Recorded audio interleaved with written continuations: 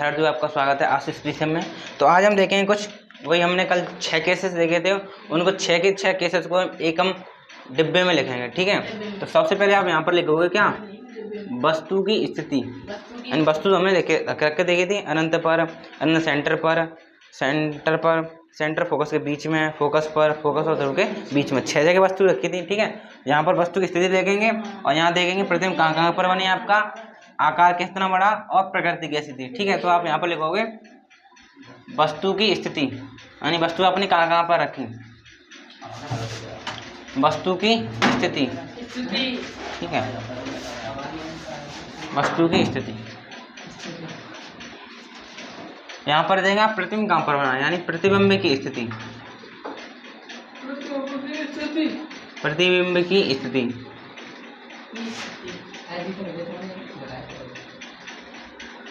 यहाँ पर देखो आप आकार, प्रतिबिंब का आकार कैसा बना।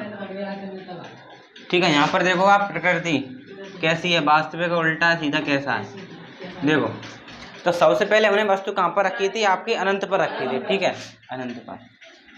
अब एक देखो चीज याद कर लो, अगर मैं आपसे कहूँ वस्तु आपकी कहाँ पर रखी है, अनंत पर रखी है, वस्तु कहाँ पर रखी है, अनंत पर, तो आपको आंख मीच कर बताना है कहाँ पर बनेगा प्रतिबिंब, फोकस पर। अनंत का क्या कर देना है, आपको फोकस कर देना है। अगर मैं पूछूं वस्तु कहाँ पर है अनंत पर, तो क्या बताओगे आप, फोकस हमेशा।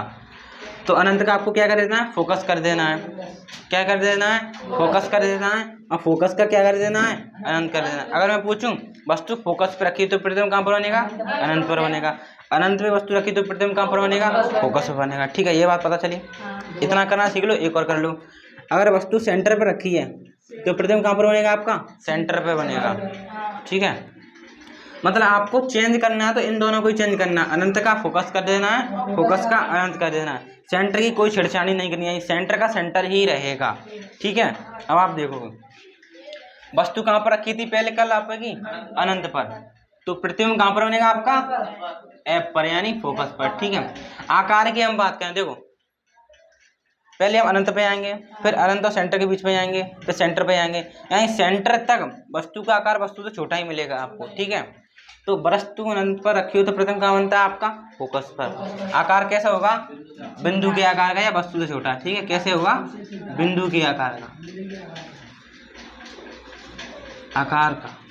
प्रकृति इसमें देखो 5-6 केसेस है, 5-6 केसेस है, 5 केसेस में आपकी प्रकृति वास्तविक उल्टी मिलेगी, लास्ट वाले में आपको क्या मिलेगा, सीधाभासी मिलेगा। ठीक है, तो प्रकृति कैसी होगी आपकी, वास्तविक उल्टा।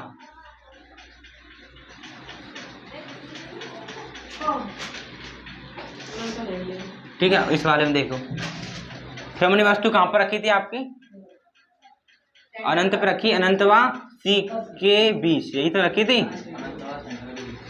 सेंटर के बीच।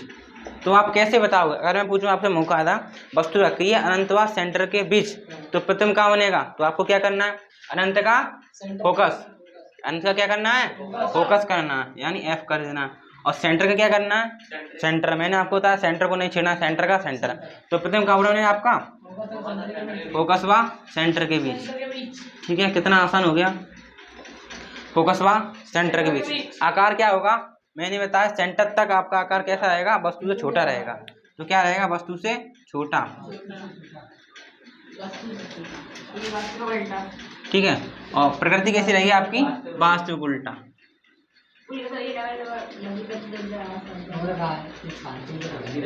ठीक है, अब हम तीसरी स्थिति देखें वस्तु की। वस्तु आपकी कहाँ पर आई, फिर आपकी सेंटर पर, वस्तु कहाँ पर आई है आपकी सेंटर पर, तो प्रतिबिंब कहाँ पर बनेगा, सेंटर पर ही। मैंने आपको बताया था सेंटर को नहीं छेड़ना है, सेंटर का सेंटर रहेगा। तो प्रतिबिंब कहाँ पर बनेगा आपका, सेंटर पर। आकार वस्तु के बराबर, क्योंकि देखो वस्तु रखी सेंटर पर ही प्रतिबिंब बनना है, तो वस्तु के बराबर। ठीक है, तो प्रतिबिंब कैसा बनेगा, वस्तु के बराबर। अब सेंटर के बाद वस्तु का आकार वस्तु से, जो प्रतिबिंब का आकार है क्या, वस्तु से बड़ा मिलेगा आपको, सेंटर के बाद वस्तु के बराबर, सेंटर वाली स्थिति में। और प्रकृति वही वास्तविक उल्टा, वास्तविक उल्टा। ठीक है, अब वस्तु चौथे केस में हमने कहाँ पर रखी थी, सेंटर व फोकस के बीच रखी थी, के बीच। तो आपसे कोई डायरेक्ट पूछ ले वस्तु कहाँ पर रखी, सेंटर और फोकस के बीच, कैसे बताओगे? सेंटर का सेंटर, फोकस का अनंत, ठीक है। तो वस्तु आपकी कहाँ, प्रथम कहाँ पर है आपका? सेंटर व अनंत के बीच। हाँ। और आकार क्या होगा? वस्तु से बड़ा, वस्तु से बड़ा, वस्तु से बड़ा, ठीक है। प्रकृति वास्तविक उल्टा, वास्तविक उल्टा, ठीक है। अब पांचवा केस देखो, अब वस्तु हम कहाँ पर रखेंगे? फोकस पर। तो प्रथम कहाँ पर होने का आपका? अनंत पर, ये अनंत का चिन्ह है, ठीक है। आकार कैसा होगा? वस्तु से बड़ा, वस्तु से बड़ा। और प्रकृति वास्तविक उल्टा, वास्तविक उल्टा। और लास्ट केस है आपका, जब वस्तु आपकी कहाँ पर हो? फोकस व पी के बीच, यानी ध्रुव के बीच, ठीक है। तो आपको ये वाला याद करना पड़ेगा। इसमें आपका प्रथम कहाँ पर बनता है? दर्पण के पीछे, दर्पण के पीछे बनाता। तो आप यहाँ पर क्या लिखोगे? दर्पण के पीछे। और प्रकृति मतलब वस्तु, प्रतिबिंब का आकार कैसा था? वस्तु से बड़ा था। इसमें आप देखोगे तो वस्तु, जो प्रतिबिंब का आकार वस्तु से कैसा होगा? बड़ा होगा, वस्तु से बड़ा। और प्रकृति कैसी होगी आपकी? सीधा प्रतिबिंब होगा आपका, और कैसा होगा? आभासी होगा, सीधा आभासी, ठीक है। ये नोट करें। तो यहाँ से आपका बहुविकल्पीय प्रश्न क्वेश्चन बन जाएगा, इस प्रकार आपको बता देने हैं, ठीक है। अब आप देखेंगे अवतल दर्पण के उपयोग, यूजेस ऑफ कॉनकेव मिरर।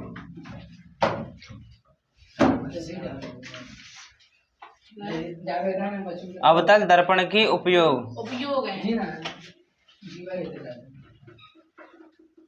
अवतल दर्पण के उपयोग कहाँ कहाँ पर प्रयोग होता है अवतल दर्पण का, ठीक है। तो पहला प्रयोग वो है, दाढ़ी बनाते हुए किसी व्यक्ति को देखा है, जो व्यक्ति दाढ़ी बनाता है जिस शीशे में देखकर, वह आपका अवतल दर्पण ही होता है, ठीक है। हाँ, तो पहला प्रयोग इसका किस में करते हैं हम? दर्पण के रूप में। इसको क्या कहते हैं? दाढ़ी बनाने वाले दर्पण, दाढ़ी बनाने वाले के रूप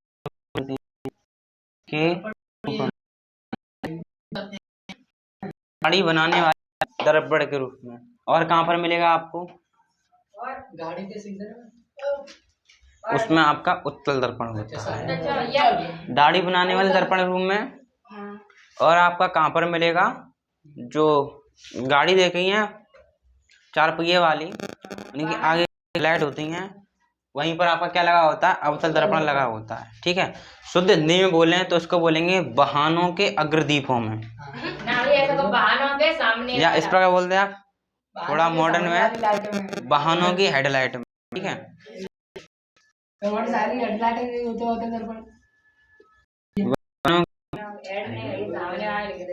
हेडलाइट में, हेडलाइट, ठीक है। वाहनों की हेडलाइट, वो वाले वाहन ही नहीं, मैं स्कूल नहीं जाऊंगा, वो वाला नहीं।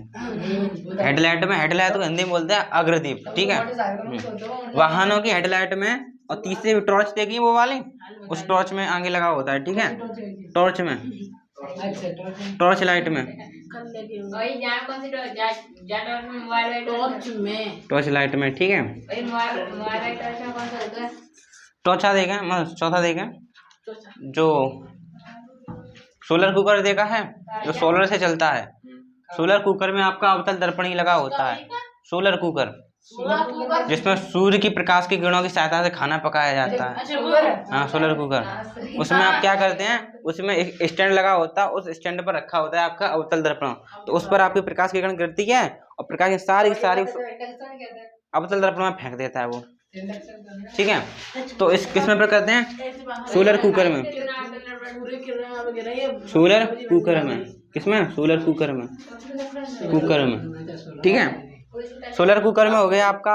और डिश एंटीना में इसका प्रयोग करते हैं। और डेंटिस्ट होते हैं, वो डेंटिस्ट होते हैं, डेंटिस्ट में भी इसका प्रयोग करते हैं। किसका? अवतल दर्पण का प्रयोग। डेंटिस्ट है जो दांतों को सही करने वाले डॉक्टर होते हैं, वो आपका दांत देखते हैं, इसी से देखते हैं, अवतल दर्पण से देखते हैं, ठीक है। तो आप क्या लिखोगे? डेंटिस्ट यानी दंत चिकित्सक में, दंत चिकित्सक में, ठीक है। तो 5 ही आप प्रयोग लिखेंगे, ठीक है। दाढ़ी बनाने वाले दर्पण रूम में, वाहनों की हेडलाइट में, टॉर्च लाइट में, सोलर कुकर में, दंत चिकित्सक में, ठीक है। एक एरो लगा के लिखें। देखो, जो आपका अवतल दर्पण क्या करता है? प्रकाश की किरणों को इकट्ठा करता है कि फैलाता है? ये प्रकाश की किरणों को क्या करता है? इकट्ठा करता है। क्या करता है? ये प्रकाश की किरणों को क्या करता है? इकट्ठा करता है। तभी तो इसका प्रयोग हमने सोलर कुकर में किया। तो जो दर्पण प्रकाश की किरणों को इकट्ठा करेगा उसको बोलते हैं अभिसारी दर्पण। क्या बोलते हैं? अभिसारी दर्पण। देखो, तो आप क्या लिखोगे? अवतल दर्पण को क्या कहते हैं? अवतल दर्पण को अभिसारी दर्पण भी कहते हैं। अभिसारी का मतलब होता है इकट्ठा करना। प्रकाश किरणों को क्या कहते हैं? हाँ, अवतल दर्पण को अभिसारी दर्पण भी कहते हैं, यानी कॉन्वर्जेंट कहते हैं। क्यों कहते हैं? क्योंकि यह प्रकाश किरणों को एकत्रित करता है, ठीक है। तो ये आपका अवतल दर्पण पूरी तरीके से खत्म होता है। अब हम पढ़ेंगे उत्तल दर्पण, तब तक इसको नोट करें। तो प्रिय विद्यार्थियों, अब आप देखोगे उत्तल दर्पण के बारे में हम पढ़ेंगे। उत्तल दर्पण के नियम देखेंगे, ठीक है। अब डालोगे उत्तल दर्पण के नियम, उत्तल दर्पण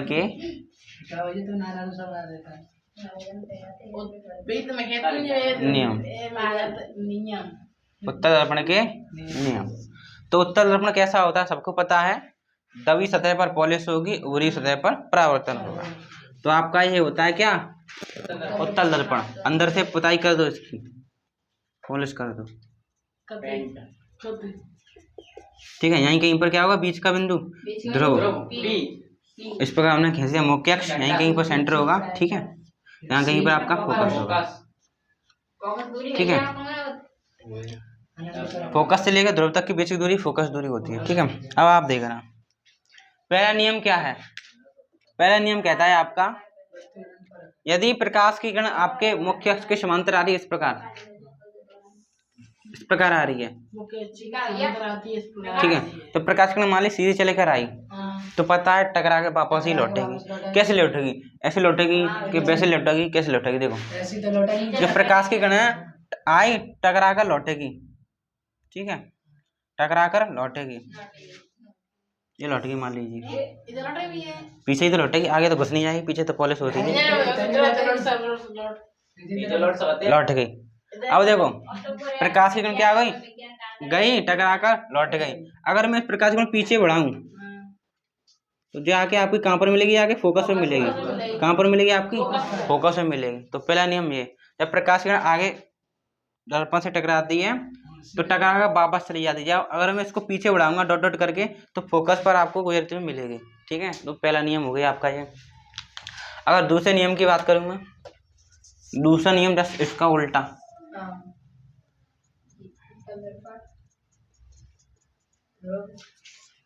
फोकस सेंटर ध्रुव। अगर मैं प्रकाश की किरण किसके ऊपर डालूं? डायरेक्ट फोकस के ऊपर ही डालूं मैं, इस प्रकार डालूं फोकस के ऊपर, ठीक है। तो फोकस के ऊपर डायरेक्ट डालूंगा, ऐसा तो नहीं घुस जाएगी दर्पण के अंदर से पॉलिश हो रही है। लेकिन फोकस की ओर मैं निशान लगा दूंगा, मुझे तो उसी के ऊपर डालनी है, तो इस प्रकार डालूंगा मैं तो इस प्रकार निकल जाएगी, इसी की तरह हो गया। इस प्रकार डाली तो इस प्रकार हो गई, इस प्रकार डाली तो इस प्रकार हो गई, ठीक है। तो ये दूसरा नियम है। हाँ हाँ। और तीसरा नियम क्या कहता है आपका? नहीं, चिन्ह दिखाई दे रहा था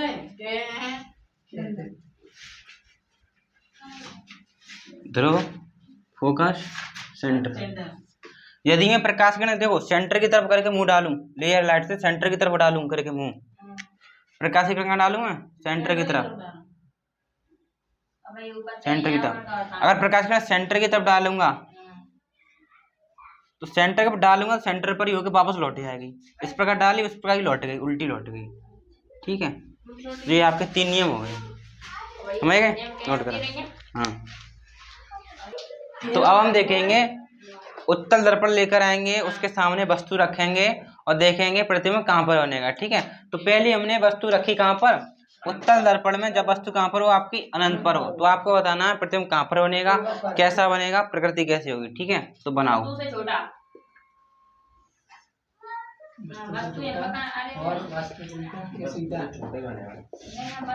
ठीक है, ये आपका ध्रुव, ये है रहा आपका फोकस, ये रहा आपका सेंटर। वस्तु कहाँ पर रखी है? अनंत पर। तो वस्तु इधर ही रखी जाएगी क्योंकि अंदर से पुताई हो रखी है, प्रतिबिंब यहीं से बनाएगा। तो अनंत में वस्तु रखी है, तो प्रकाशीकरण अनंत से चले कर आएंगे 2, एक ये चले के आई, एक ये चले के आई। तो मैंने तो अभी आपको बताया था, जब प्रकाशीकरण इस प्रकार जाती टकरा कर वापस लौटती है, लौटती है कि लौटती, लेकिन ऐसा प्रतीत होगा वो फोकस से होकर रही है। ठीक है, अभी लौटेगी, ये लौट गई, ये टकरा कर ये भी लौट गई। ठीक है, अब देखो वापस पीछे करके देखो, देखो ऐसा प्रतीत हो रहा है फोकस पर जा रही थी। ठीक है, तो इसलिए प्रतिबिंब आपका कहाँ पर बनेगा?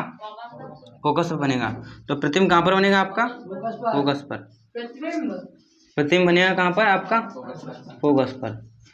प्रकृति कैसी होगी इसकी? प्रकृति मतलब सीधा है उल्टा। देखो वस्तु रखी सामने, सामने ही प्रतिबिंब बना, इसको बोलते हैं सीधा। तो प्रतिबिंब कैसा बनेगा आपका? सीधा। और सीधा प्रतिबिंब कैसा होता है आपका? आभासी। और प्रकृति की वो आकार की बात करें, आकार होगा कैसा? वस्तु से बहुत ही छोटा, यानी बिंदु के आकार का।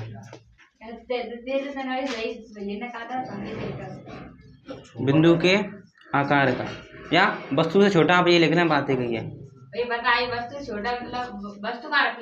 अनंत पर पता नहीं, ठिकाना नहीं है। अगर अनंत वस्तु है तो प्रथम कहाँ बनेगा आपका? फोकस पर, बिंदु के आकार का बनेगा। ठीक है, इस बात को नोट करेंगे।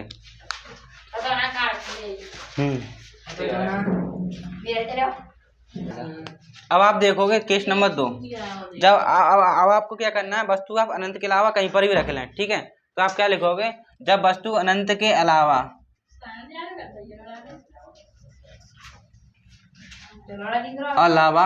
कहीं पर भी हो,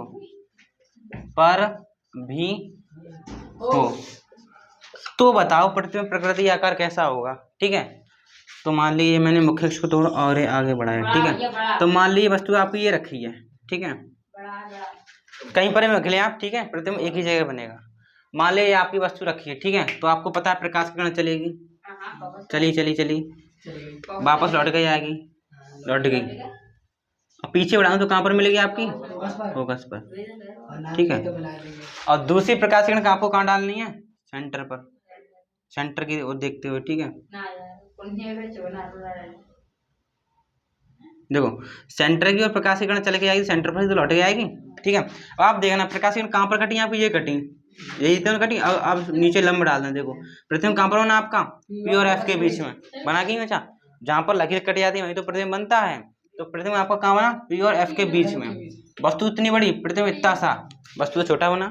तो आप क्या लिख दोगे? प्रतिबिंब कैसा बना आपका? कहाँ पर बना? पी व एफ के बीच। कहीं पर भी आप वस्तु रखते हैं अनंत के अलावा, प्रतिबिंब हमेशा यहीं पर बनेगा, पी व एफ के बीच में ही बनेगा, पी व एफ के बीच। प्रकृति की बात करें, प्रतिबिंब कैसा बना? सीधा ही बना है।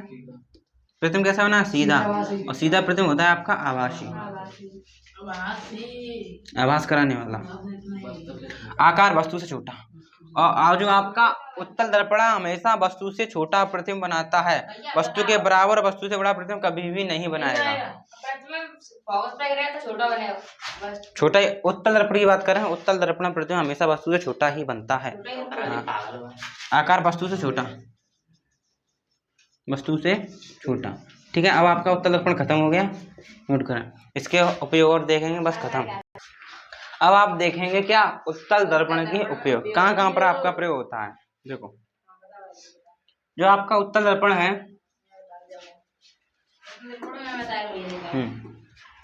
पीछे के दृश्य को देखने में, गाड़ी पर चलते हो आप, ठीक है, तो पीछे कौन से वाहन आ रहे हैं, कौन से नहीं आ रहे हैं, तो पीछे के दृश्य को देखने में किसका प्रयोग करते हैं हम? उत्तल दर्पण का प्रयोग करते हैं। ठीक है, तो क्या लिखोगे?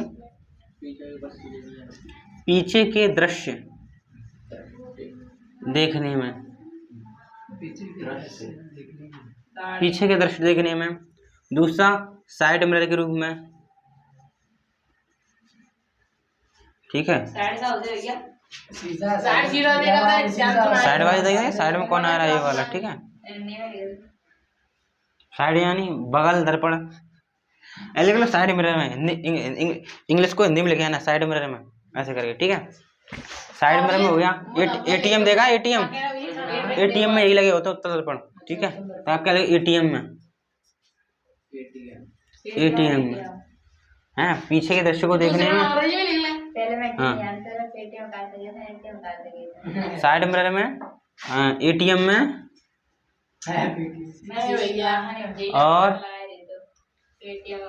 और कहाँ पर मिलेगा? मेट्रो स्टेशन देखे? मेट्रो स्टेशन,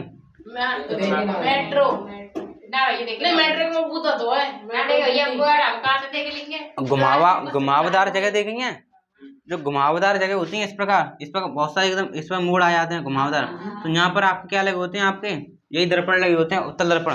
क्योंकि इससे आप देखोगे, इससे आप चले गए यार, इसमें आपको दिखाई देगा इससे कौन सा वाहन आ रहा है, और यहाँ से कोई आ रहा है तो इसमें दिखाई देगा इधर से कौन आ रहा है। तो घुमावदार जगह होती हैं वहां पर भी आपका उत्तल दर्पण ही लगाया जाता है, ठीक है, वहां पर लगाते हैं, हाँ वहीं पे लगाया जाता है, ठीक है, देखा है मूवी में देखा होता है, घुमावदार एरिया पर ये लगाए जाते हैं, आपके पता चल जाएगा इधर से कौन आया उधर से कौन आया, ठीक है। उसमें होता है, मेट्रो स्टेशन में होता है, और वहां पर जो गलियों में लाइट लगाई जाती हैं, सरकारी लाइट लगाई जाती हैं, उसमें उत्तल दर्पण का ही प्रयोग करते हैं। क्यों करते हैं? जो गलियों में लाइट देखी होती है उसका प्रकाश फैलता है, पूरे में फैल जाता है, फैलता है कि नहीं फैलता है? तो ऐसा काम कौन करता है? ऐसा काम तो आपका वाहन आदमी उत्तल दर्पण ही करता है। और हाँ, सरकारी लाइट लगती है, वो मरकरी लगती है, ठीक है, तो उसमें किसका प्रयोग करते हैं? उत्तल दर्पण का ही प्रयोग करते हैं। उत्तल दर्पण प्रयोग क्यों करते हैं? क्योंकि यह प्रकाश को क्या कर देता है? फैला देता है। तो आप क्या लिखो? चौथा, गलियों की लाइट में, गलियों की लाइट में, लाइट में, ठीक है। तो एरो लगाकर आप लिखोगे, जो आपका उत्तल दर्पण है प्रकाश की किरण को क्या करता है? फैला देता है, इसलिए इसका नाम रखा गया है अपसारी दर्पण। क्या, ठीक है, तो आप क्या लिखोगे? उत्तल दर्पण को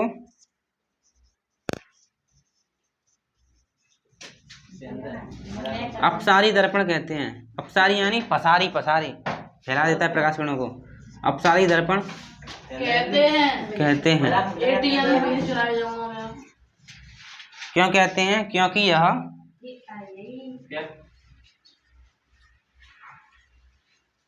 प्रकाश किरणों को फैलाता है, प्रकाश किरणों को उत्तल दर्पण से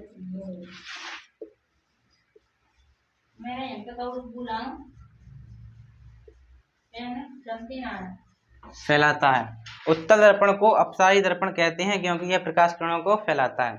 अब एक क्वेश्चन बनता है, हाँ, क्वेश्चन पूछता है पेपर में, किस दर्पण का दृष्टि क्षेत्र अधिक होता है?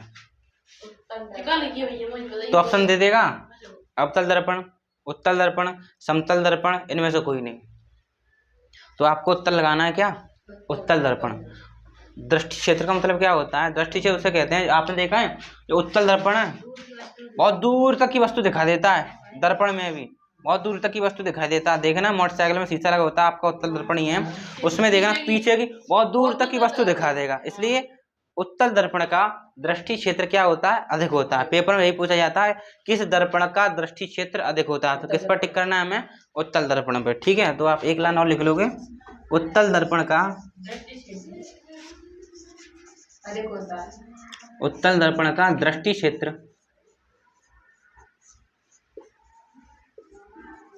अधिक होता है, अधिक होता है, ठीक है। तो इस प्रकार आपका उत्तल दर्पण भी खत्म होता है।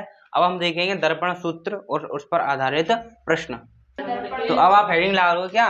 Mirror formula. मिरर फॉर्मूला यानी दर्पण सूत्र, मिरर फॉर्मूला। मिरर फॉर्मूला यानी दर्पण सूत्र क्या होता है, याद करेंगे आप। फॉर्मूला होता है 1/f बराबर 1/v प्लस के 1/u। अब आप कहोगे एफ वी यू क्या है, अब एक एक कर देंगे, ठीक है। जो आपका एफ है वह क्या है, आपकी फोकस दूरी। एफ क्या है, आपकी फोकस दूरी,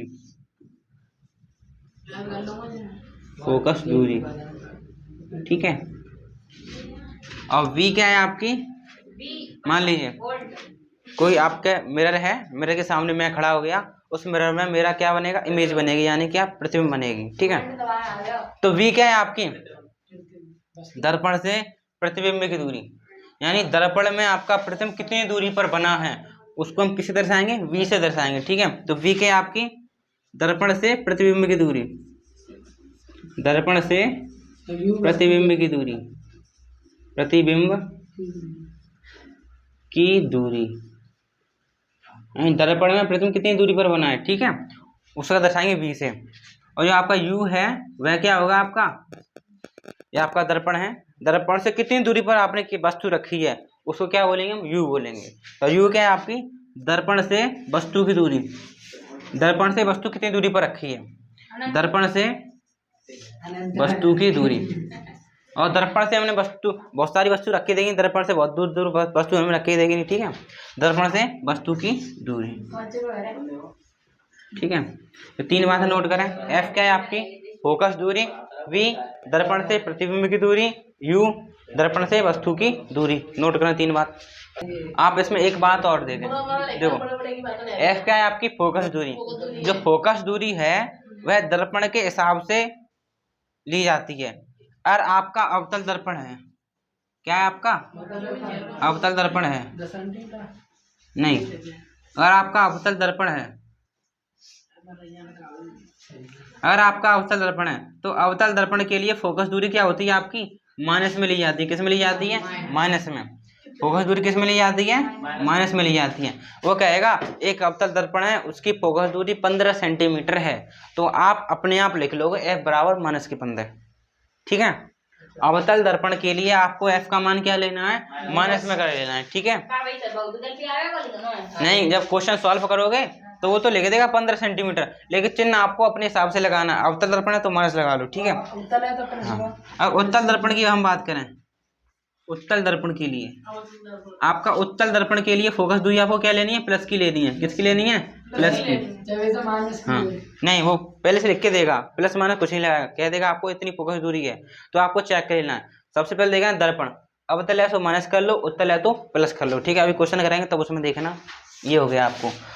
और जो वस्तु की दूरी है, वस्तु की दूरी, वस्तु की दूरी, वस्तु दूरी यानी आप वस्तु की दूरी यू, तो आपको किसका माइनस लेना है। वस्तु की दूरी हमेशा आपको किसकी लेनी है, माइनस की लेनी है, ठीक है। तो वस्तु की दूरी लेनी है आपको माइनस की लेनी है, ठीक है। इतना काम हो गया, ठीक है। वस्तु की दूरी किसकी लेनी है, माइनस की लेनी है। और देखा, अगर आपसे कहे आवर्धन क्षमता ज्ञात करो, पेपर में अगर निकलवा ले आवर्धन क्षमता ज्ञात करो, आवर्धन पहले भी लिखाया था, देख। और आपसे कहे आवर्धन ज्ञात, तो आवर्धन क्षमता का सूत्र होता है m बराबर प्रतिबिंब की लंबाई बट्टे वस्तु की लंबाई। प्रतिबिंब क्या होता है, शीशे के सामने मैं खड़ा हो गया, तो मैं तो ये खड़ा हूँ, शीशे के अंदर मेरा इमेज बन रही होगी, प्रतिबिंब बन रही होगी, तो जो शीशे में इमेज बन रही है उसकी लंबाई और मैं खड़ा हूँ बाहर मेरी लंबाई के अनुपात को मैं क्या कहूँगा, आवर्धन क्षमता कहूँगा, ठीक है। तो आवर्धन क्षमता क्या होती है आपकी, प्रतिबिंब की लंबाई वस्तु की लंबाई के अनुपात को हम क्या बोलते हैं, आवर्धन क्षमता बोलते हैं, ठीक है। तो आप क्या लिखोगे, m बराबर क्या होता है आपका प्रतिबिंब की लंबाई, प्रतिबिंब की लंबाई बट्टे वस्तु की लंबाई, वस्तु की लंबाई, ये आपकी क्या होती है, आवर्धन क्षमता। शॉर्टकट हम बात करें तो कैसे लिखेंगे आप, m बराबर माइनस के हाइट ऑफ इमेज बट्टे हाइट ऑफ ऑब्जेक्ट, ठीक है। एच आई बट्टे एच ओ, एच आई आपकी क्या है, प्रतिबिंब की लंबाई और HO आपकी क्या है, वस्तु की लंबाई। ठीक है, इस प्रकार लिख लें आप। और यही बराबर होता है किसके, माइनस के V/U के। ठीक है, जो आपकी आवर्तक क्षमता है इसके भी बराबर होती है, इसके भी बराबर होती है। V क्या है, वही प्रतिबिंब की लंबाई, प्रतिबिंब की दूरी दर्पण से, U के आपकी दर्पण से वस्तु दूरी। ठीक है, इस बात को नोट कर लें, इसको और इसको देख लें। ठीक है, फिर हम क्वेश्चन देखेंगे। आज के लिए इतना ही, थैंक यू।